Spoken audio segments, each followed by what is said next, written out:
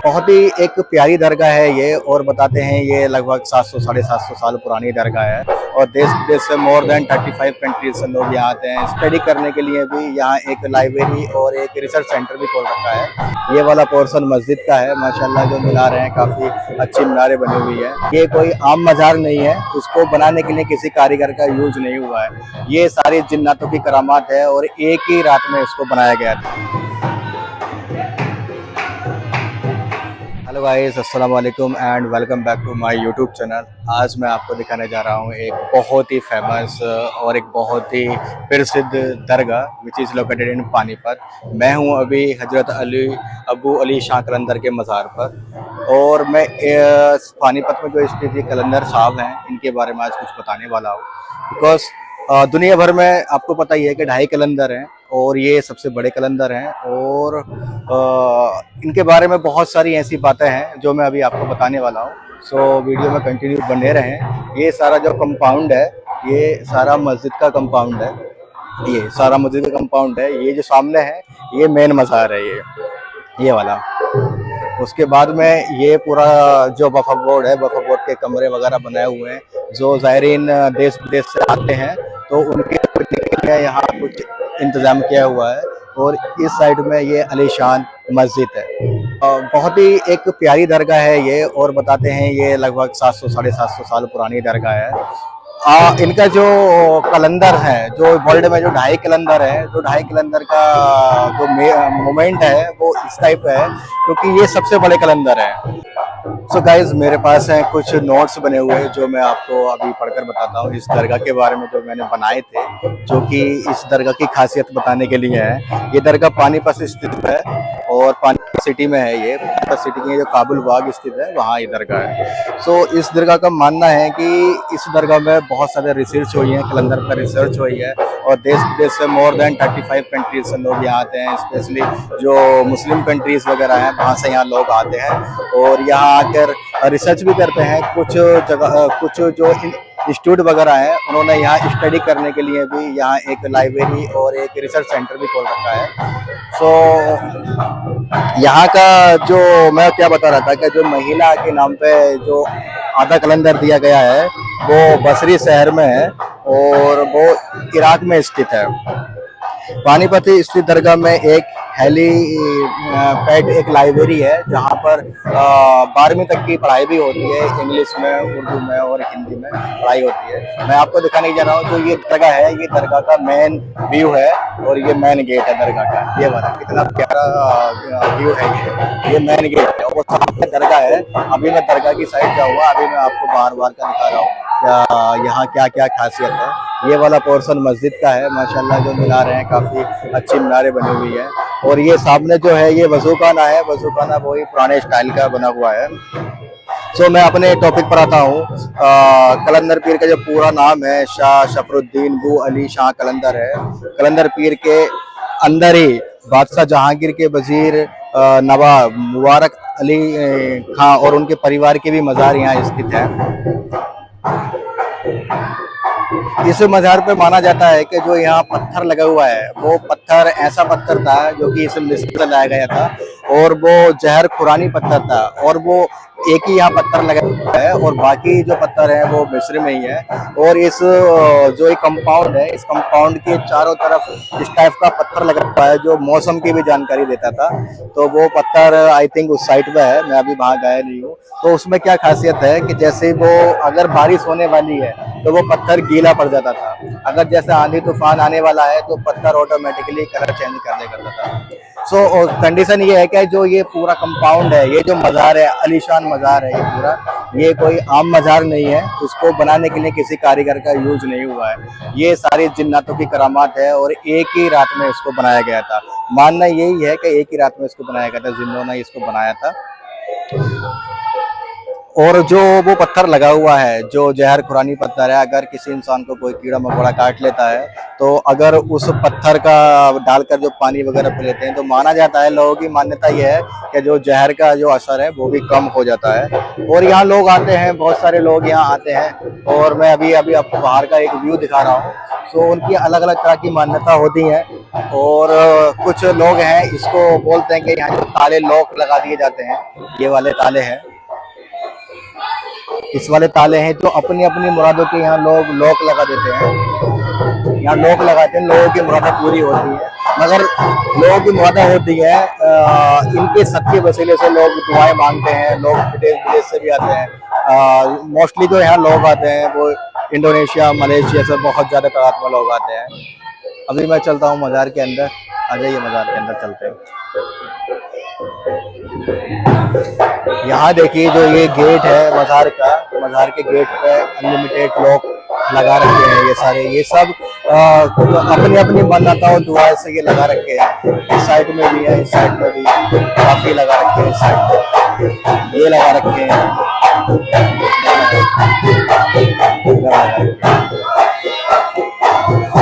इधर भी लगा रखे हैं।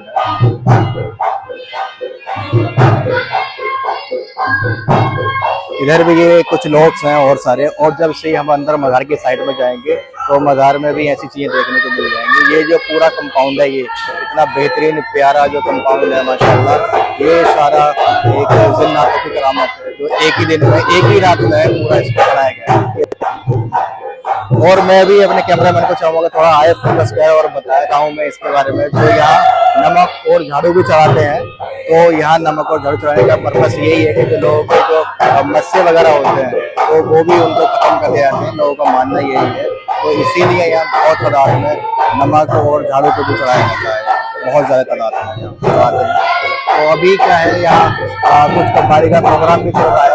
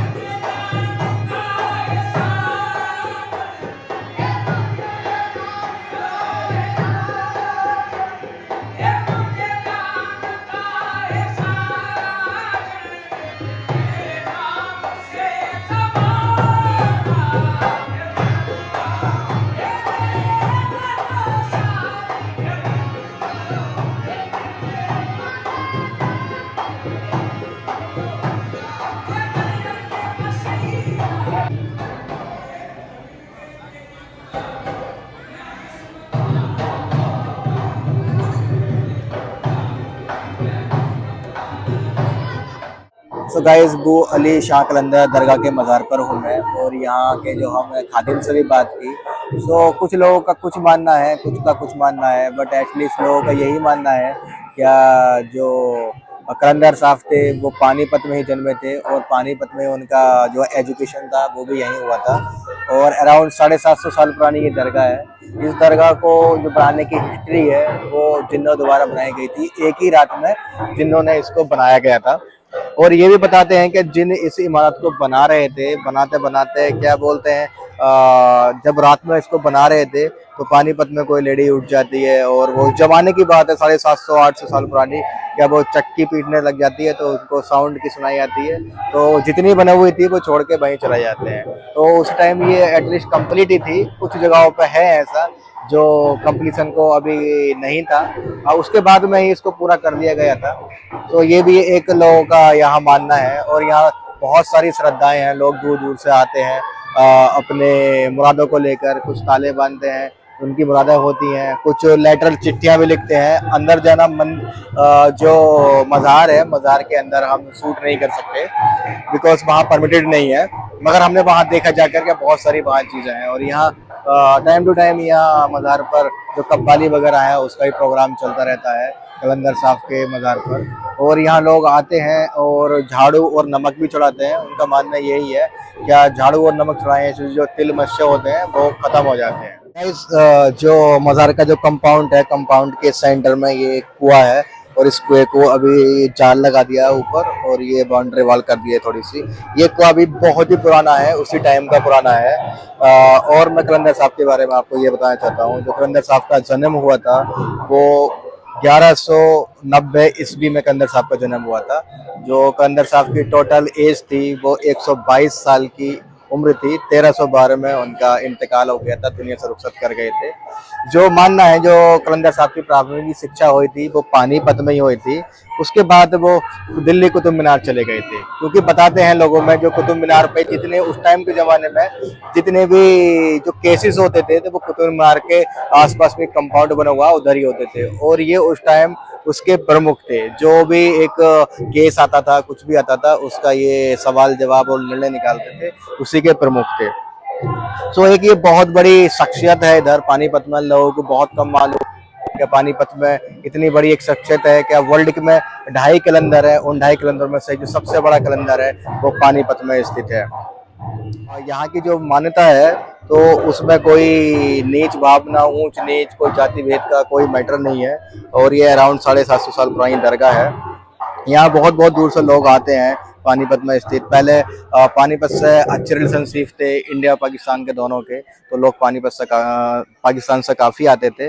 अभी फ़िलहाल पाकिस्तान से लोग कोई नहीं आते हैं, मगर जो तीसरा कलंदर तो है इराक में जो बसरा में है, वहाँ भी लोग काफ़ी जाते हैं और उसको देखते हैं, और वहाँ की जो चीज़ें हैं उनको एक्सरसाइज करते हैं और देखते हैं। तो गाइस मैं आज का ब्लॉग यहीं समाप्त करता हूँ, बिकॉज बताने को तो बहुत सारी चीज़ें हैं। यहाँ लाइब्रेरी भी है, मैंने वीडियो के स्टार्टिंग में ही बताया था, और ऐसी ऐसी चीज़ें हैं यहाँ क्या मैं उनको ज़्यादा देर तक दिखाऊंगा तो वीडियो बहुत ज़्यादा लेंथी हो जाएगी। So guide, if you like this video so kindly share and subscribe.